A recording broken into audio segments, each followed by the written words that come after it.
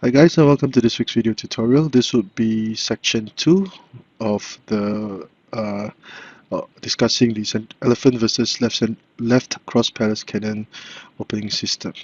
Oh, there are some differences between section 1, which was presented in the two previous videos. If you have not watched them, please do so. So without further ado, let us begin. E3 plus 5, elephant opening, left cross palace cannon, proper horse, R1 equals to 2 to target or prevent the development of the chariot. P7 plus 1, black keeps his options alive, and this would be the major difference in this board. In the previous two boards, red would play C2 equals to 1 to give this chariot an open line for development. In this board, red would choose to counter black's P7 plus 1 with P7 plus 1, and he would opt for balanced development of material on both flanks, which follows the rules for opening in Xiangqi. Now, with this move, black would also be given, red would intentionally give black many options to consider when developing his material going to the mid game. So this variation would lead to many complicated situations, and both colors are advised to be very proactive. According to the authors, this variation is perhaps the most commonly seen variation in matches in tournaments today. So black would play R9 equals to 8, and instead of forming a blockade, red would develop his material on the left flank, and black would consolidate his defense with E3 plus 5. This would lead us to our position of discussion for this board. Now, this move by black would fortify the central file, and black again would keep his options open. It would not be a good idea to play h2 plus 1 at this point in time, because red would play p1 plus 1 to inhibit the development of this chariot, of this horse, sorry. c2 equals to 3 to allow for development of the chariot, and red would play c2 plus 2 to discourage r1 equals to 2 from happening.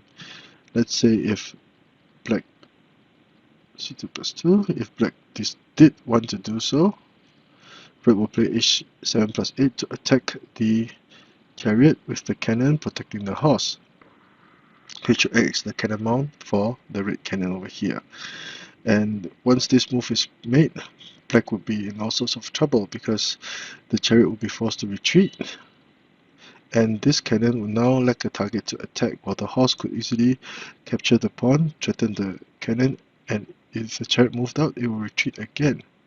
So there are many things that red can do now, and black would suddenly find himself in all sorts of trouble. So since c2 plus 2 were played, black would usually attack with p3 plus 1, targeting the horse if it captured. If red captured, black would capture the horse and gain material. But of course, red would not allow that from happening. He would play h7 plus 6. So if the pawn crossed, this would be a trade of pawns.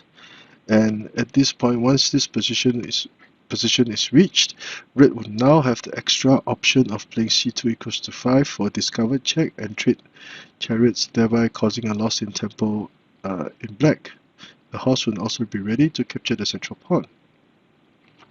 So red would have the advantage, and that is why h2 plus 1 is not a good idea. Now back to the position of discussion. There are three main variations that were discussed for this board, and all are quite complicated. The first would be c8 equals to 9. The second would be, r9 plus 1. And the third would be c2 plus 6. The authors added an extra variation of c2 plus 4, which they said was the latest way of playing this variation. Now, let us, before we continue with variations A, B, and C, let us see what they had to say about this latest way of playing this variation. Red would advance the cannon to form a blockade. Black goes for the elephant iron horse again. R9 plus 1, threatening to play R9 equals to 6, thus causing congestion over here. red makes a prophylactic move, r9 equals to 6, and black develops his chariot in this manner. Now black would choose to play p5 plus 1 to attack, and black would usually make this move. Now h7 plus 6 would not be a good idea, no matter how enticing it would be, because black would be prepared to play p7 plus 1 to gain material. But the main reason for pushing the pawn is now revealed, because with p5 plus 1, the red would sacrifice the pawn and immediately threaten the black horse. And once this was so, black would retreat his cannon, targeting the horse, and no matter where it moved, black would gain a central cannon. And if black decided to protect this cannon, protect his horse in this manner, red will play p3 plus 1, and thus threaten to cross the river, and just threaten to cross the river. Now if the pawn were captured, red will gain a central pawn. So for example, if black captured, red would gain a central pawn. After trading chariots, the red chariot will now be attacking threatening to capture the cannon and horse in this file. So black will probably have to defend in this manner. And as can be seen, black's formation will be very awkward. Red would have much space to maneuver, even though black had a cross river pawn, and this cannon would be a huge issue that black would give black a lot of headache. So this is why h7 plus 6 is not a good idea. Instead, c2 equals to 3 will be more steadfast. Red immediately will play h7 plus 8 to prevent r3 equals to 2 from happening. p3 plus 1 to target the elephant, and red would have the initiative.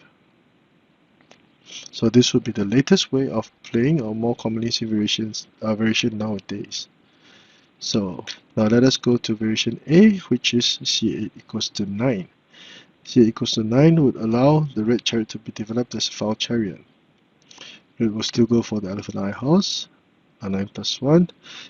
Red decided to take another route, and instead in the past r9 equals to 8 was played.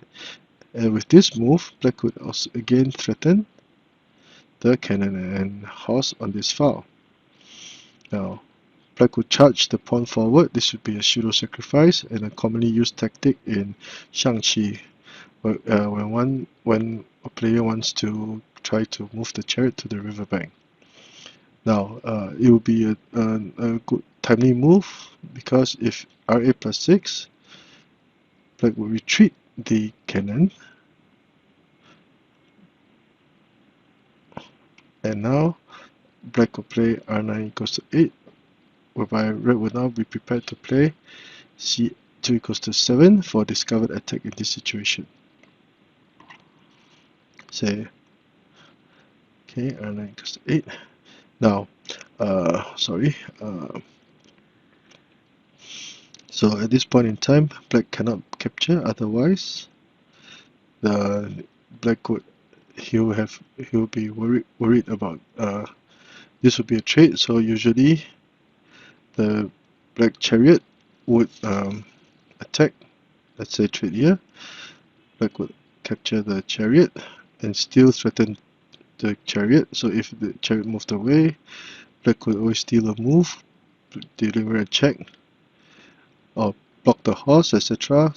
For example, block the horse, threaten the capture, and gain material. The horse would then move, and the cannon will move, protect the horse. So red will cause all sorts of trouble for black, and that is why black would not dare to capture the pawn at this point, and red would gain a nice position. So p3 plus 1, r9 equals to 6, threatening the cannon, forcing defense, capturing the pawn, and red will refuse to go down so easily, r plus 6, and black would also not budge, but at this point in time it will be an even situation for both colors, and black can still have a playable game if he were able to develop the material on this flank. So this would be variation A with C8 equals to 9. Variation B, R9 plus 1. Black would immediately develop his left chariot as a rank chariot. Prophylactic move, as Black would want to see where Red will position the rank chariot. Now this is also a sound move. Alright, again R8 plus 6 at this point is not a good idea because Red would attack, defend, and once the cannon was here, Red could now play C8 plus 1 to target the chariot. Black cannot move the cannon to block, as would be the usual way of dealing with this attack. H2 plus 1, 6 plus 4. And now Red will prepare to play P3 plus 1 to dislodge Red chariot, where it will not have any good positions to move anymore. At this point in time, Red would have gained tempo and he would have a very nice position going on. So A4 plus 5, 9 equals to 6, H2 plus 1, and Red would attack with C2 plus 4. Another option would be to play R6 plus 4. Black will retreat. This is a commonly used tactic with the cross-balanced cannons, whereby the cannons will attack the fighting chariot in this manner. Black counters proactively, offering a trade of pawns, and Red will target the elephant with much might. Capture, check, check, and Red will sacrifice one cannon for 2 elephants, trade the chariot,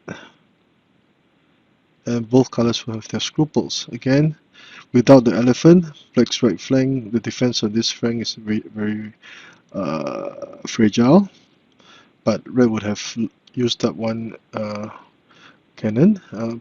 Red could also attack the horse in this manner, and the pawn would face capture. So both colors have their scruples, but the development of this horse would be an issue for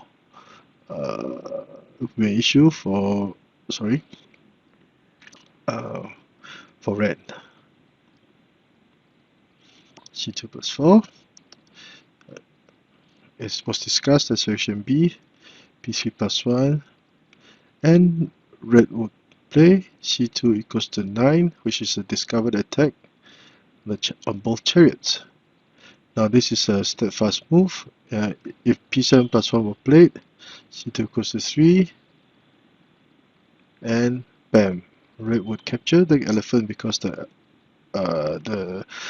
chariot would have blocked the elephant from capturing the black cannon. A6 plus 5, and Black would have gained an elephant and also attack the offending horse.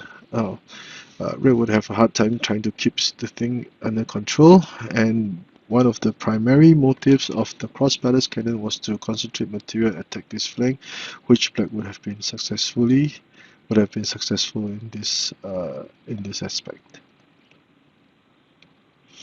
So C2 plus equals to 9 will be a steadfast choice. This will avoid the loss of the elephant. And Black would continue with R1 equals to 3. Red would trade chariots. And Red will now advance his remaining chariot across the river, first of all to protect the cannon and more importantly to attack the central pawn, forcing Black to defend.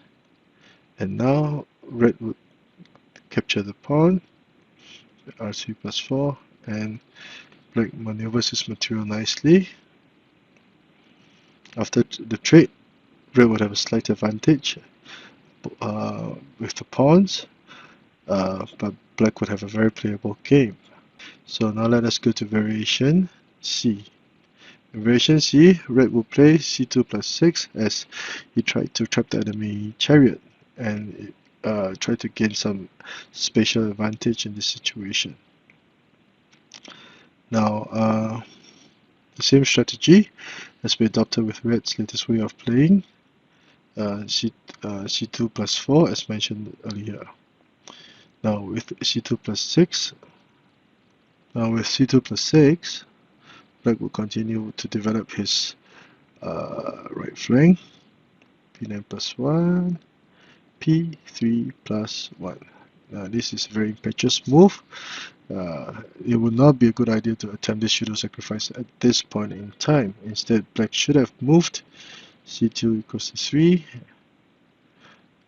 and the cannon would now attack, and Black will be more than happy to trade material. Another thing to note, R1 plus 1 to try to capture the cannon would be a bad idea, because Black would now retreat his cannon 1 intersection. At this point in time, Black would not be able to do much. His cannon rank would be pinned. So that is why R1 plus 1 is not a good idea.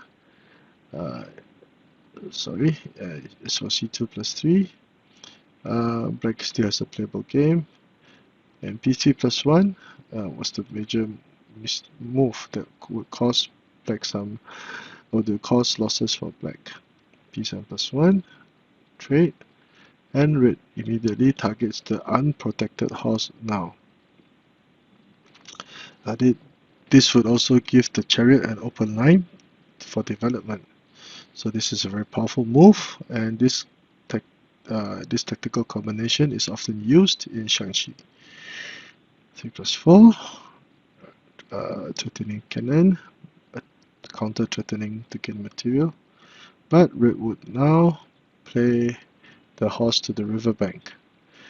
Just for beginners, if Black tried to gain material, there is always H6 plus 8 for a fork on both material. So Red would gain tempo in this situation, and he would have the advantage. And the authors feel that this will be variation C, C2 plus 6 will be the best option for Red at this point in time. Now let us review this board from the eyes of Black.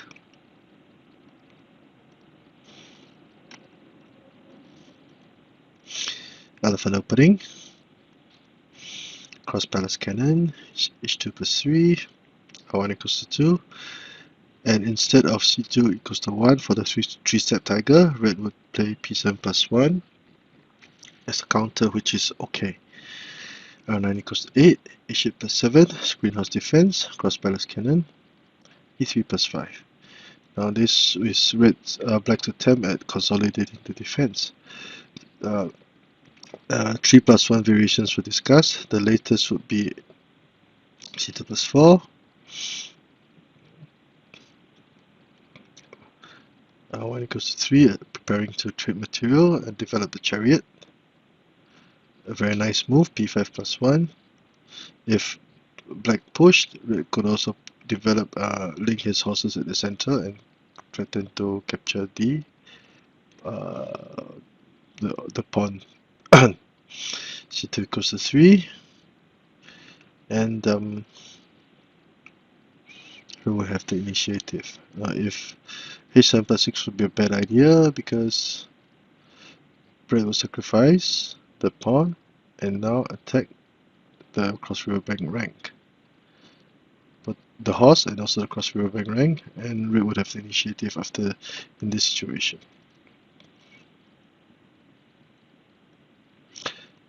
Variation A, H8 plus 9, C8 equals to 9, Red chooses to develop his chariot as a rank chariot instead of the usual R9 equals to 8. P3 plus 1, a very timely move to make. If R8 plus 6, Red would have diffused Black's attack and be prepared to gain some positional gains. P3 plus 1, and the pawn crosses, thereby prompting Red's R1 equals to 3, E6 plus 4, and it will be an even situation for both colors.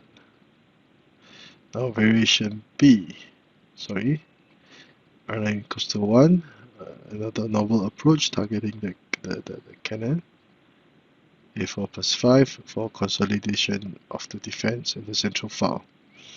Now, r8 plus 6 would be a bad idea at this point in time because we will attack and now prepare to threaten p3 plus 1 to dislodge the black chariot, thereby resulting in a loss of tempo for black. c2 plus 1, and red would have commanded many important lines and lines in this game. r9 equals to 6, and c8 plus c2 plus 4 was discussed. Another option would be to play r6 plus 4, which would lead to this situation. Red will sacrifice a cannon for both the black elephants to attack.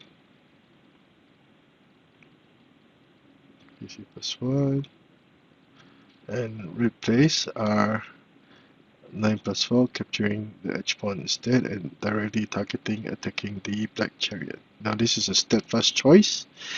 p7 plus 1, capturing the pawn is not a good idea. Check. As can be seen, red would have lost the elephant, and his horse was still under attack by the black cannon. Goes to 3. Trade of chariots. Push, counter. Red offers a trade of material. Black accepts, and red would have a slight advantage at this point in time with the extra pawn and a cannon that has crossed the river. Last variation C. Variation C, red advances the cannon to trap the black chariot. Now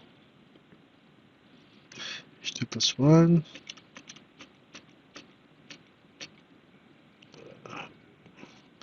With c8 equals to 9, this will give the red chariot open line, and it will result in red being able to develop his left chariot. c2 equals to 3, h7 plus 6. Red gains tempo and has the advantage. So I hope you've enjoyed this week's short video. If you like the work that I've been doing, please do subscribe to my channel. Thank you.